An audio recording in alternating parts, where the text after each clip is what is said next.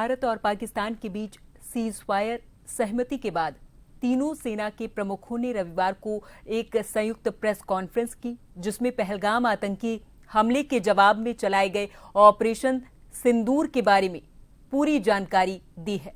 देखिए report. Hit the target, not to count the body bags. Bharat Pakistan के बीच शनिवार को जल, थल और वायु में एक दूसरे के खिलाफ किसी तरह की सैन्य कार्रवाई न करने पर सहमति बनी। इसके बाद रविवार को जल, थल और वायु सेना के ऑपरेशन प्रमुखों ने संयुक्त प्रेस कॉन्फ्रेंस की और ऑपरेशन सिंदूर के बारे में जानकारी दी। Director general of military operation lieutenant general Rajiv Ghai ने बताया कि 7 मई की रात अचूक निशाना साधकर 100 से ज्यादा आतंकियों को नेस्तनाबूद कर दिया गया। इनमें कई प्रमुख आतंकी ठिकाने शामिल थे। उन्होंने बताया कि उनके पास 9 आतंकी ठिकानों की सटीक खुफिया जानकारी थी। उन पर अचूक निशाना साधा गया और उन्हें बर्बाद कर दिया गया।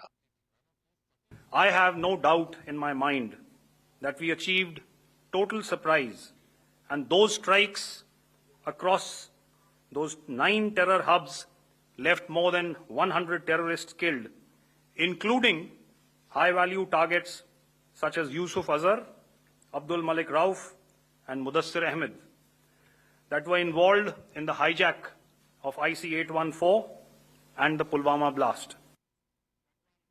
लेफ्टिनेंट जनरल घई ने यह भी बताया कि 7 मई से 10 मई के बीच पाकिस्तान के 35 से 40 फौजियों के भी मारे जाने की संभावना है। Director general of air operation air marshal A.K. Bharti ने ऑपरेशन सिंदूर के दौरान वायुसेना की भूमिका के बारे में जानकारी दी। उन्होंने बताया कि भारत की वायु रक्षा प्रणाली ने पाकिस्तान के हवाई हमलों को सफलतापूर्वक नाकाम कर दिया। पाकिस्तानी वायुसेना के निशाने पर देश के महत्वपूर्ण संस्थान थे।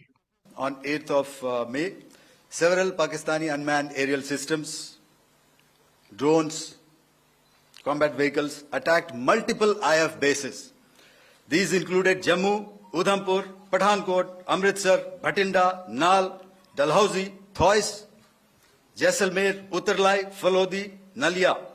These were almost simultaneous and they came in waves. All our AD guns and other systems were waiting for them. All these waves were neutralized by our trained crew using the air defense systems that they have. इसी तरह director of naval operation vice admiral A.N. Pramod ने नौसैनिक कार्रवाई की जानकारी दी। उन्होंने कहा कि सटीक संयुक्त कार्रवाई से पाकिस्तान को विवश होकर फौरन आपसी सहमति के लिए पहल करनी पड़ी। Along with the kinetic actions by the Indian Army and Indian Air Force, the overwhelming operational edge of Indian Navy at sea contributed towards Pakistan's urgent request for a ceasefire yesterday. Bharat Pakistan के एक दूसरे के खिलाफ सभी सैनिक कार्रवाइयां रोकने पर बनी सहमति के बाद सीमावर्ती इलाकों में लोग सुकून की सांस ले रहे हैं। हालांकि भारत ने पाकिस्तान पर आपसी सहमति तोड़ने का आरोप लगाया है। Director general of military operation ने चेतावनी दी कि भारतीय सीमा के भीतर सीमा पार से किसी भी तरह की आपत्तिजनक कार्रवाई का सख्ती से जवाब दिया जाएगा। But unfortunately, we had a violation starting at approximately 1900 hours last night, and we've sent a communique, like I said, to the Pakistan Military Operations Directorate, and we will await as to what happens tonight. All right. The cost escalation, I'll leave it to your best imagination. I've already said that the response will be fierce and punitive.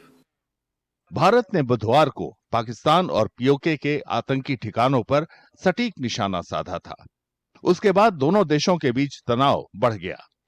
ये पहलगाम में 22 अप्रैल को पाकिस्तान समर्थित आतंकियों के हाथों 26 बेगुनाहों की हत्या के बाद भारत की जवाबी कार्रवाई थी।